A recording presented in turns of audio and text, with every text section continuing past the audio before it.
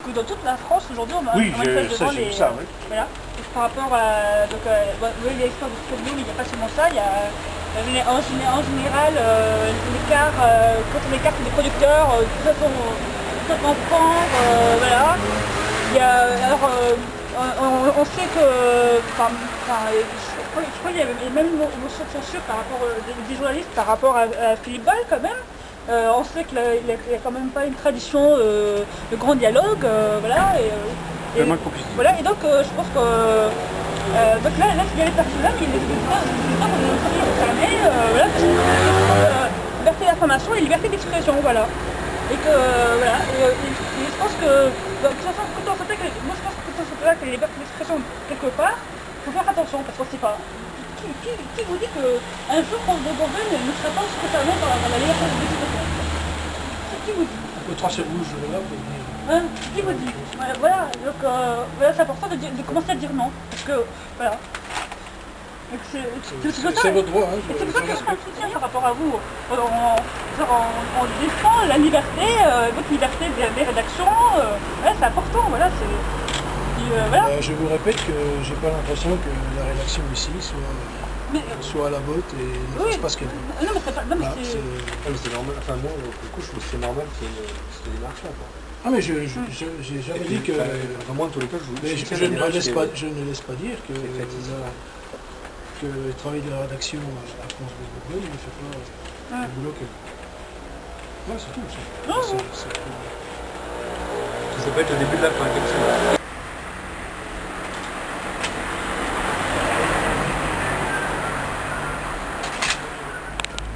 Donc ici à notre niveau local, on n'a pas du tout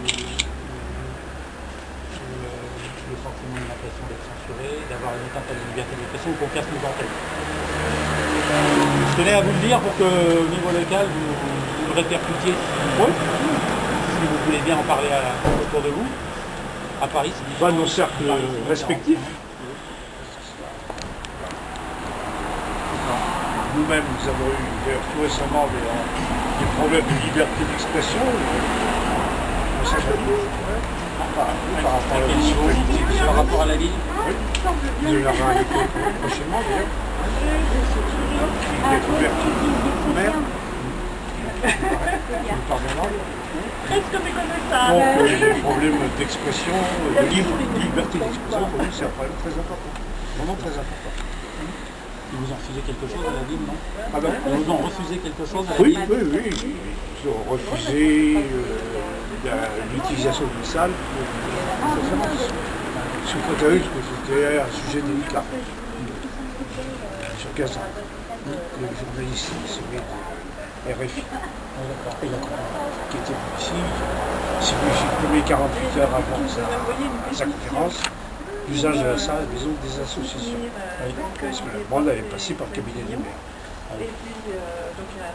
Alors ils ont trouvé une salle de repli, on trouve toujours une salle de repli, mais enfin c'est pour le principe. Il y a là une censure, vraiment de mauvais aloi.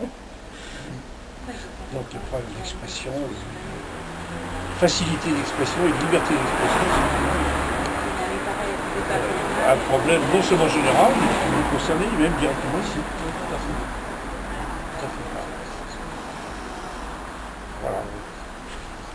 Ça dépend beaucoup des hommes qui tiennent le pouvoir. Hein. C'est vrai? Oui.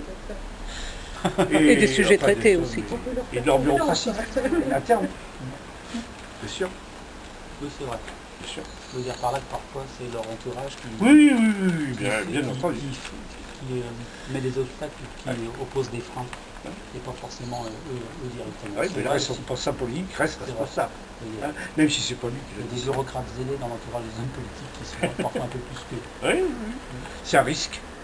Il y a un risque important. On est un peu confrontés nous aussi parfois dans les services de communication des hommes politiques. Voilà. On va parfois plus vite. D'où la nécessité de la politique lui-même qui me dira oui alors son entourage avait dit non. D'où la nécessité de la vigilance. Pour que ça reste justement ouvert au cas où. Voilà. Bon, écoutez, Dijon Scope est important. septembre. Et je suis de près le procès avec le bien public. Hein. Pour l'instant, bien sûr, ça garde d'en parler, mais enfin, il n'y a pas de conclusion encore.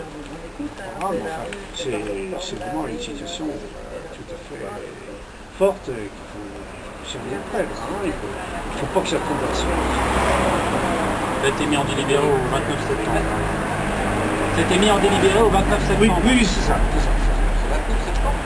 Je crois, hein, non? Donc, je n'ai pas d'en reparler. 29 juillet 13 juillet 13 juillet.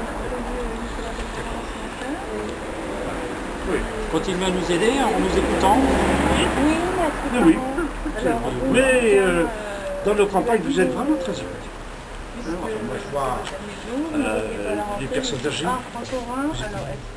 proche des gens qui font cette radio, donc on est quand même assez attentif aussi à préserver notre indépendance. Ouais.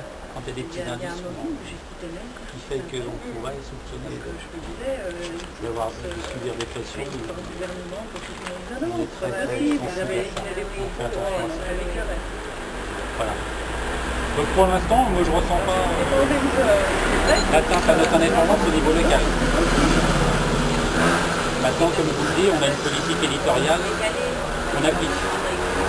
Obligé. On ne peut pas non plus balayer tous les sujets et tirer sur tout ce qui bouge non plus.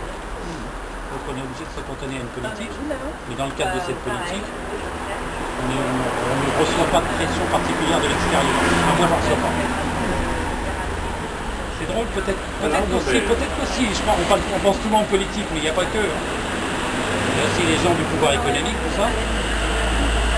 Peut-être que inconsciemment, les politiques comme les décideurs économiques à Dijon, etc., n'osent pas forcément aussi n'osent pas faire pression sur nous. Souvent, on ressent un peu ce respect quand même de la radio de service public quand on sort, qui fait que quand on fait des sujets qui sont peut-être critiquables, ils sont critiqués, mais c'est pas sous la forme d'une pression. C'est-à-dire que c'est pas sous la forme d'un appel, par exemple, à notre direction pour que ça redescende jusqu'à ceux qui ont fait le sujet. C'est comme ça la pression, c'est on appelle le directeur, on essaie de l'influencer pour que après, ça redescende jusqu'au plus petit niveau de nos services et que ça soit appliqué. La vraie pression, c'est ça. Là, non. Chez nous, à notre niveau, moi, j'ai jamais ressenti ça. Il y a des orientations qui sont données par notre directeur, on en discute, on a des échanges, ça fait partie de notre politique. Mais j'ai l'impression que le service public de la radio à Dijon est quand même très respecté par les gens qui ont le pouvoir ici. Oui. Moi, je le ressens comme ça. Non. Voilà. Maintenant, si ça nous arrive aussi qu'on essaie de nous disser des pots de banane et d'exercer des pressions, on se laisse pas ça non plus.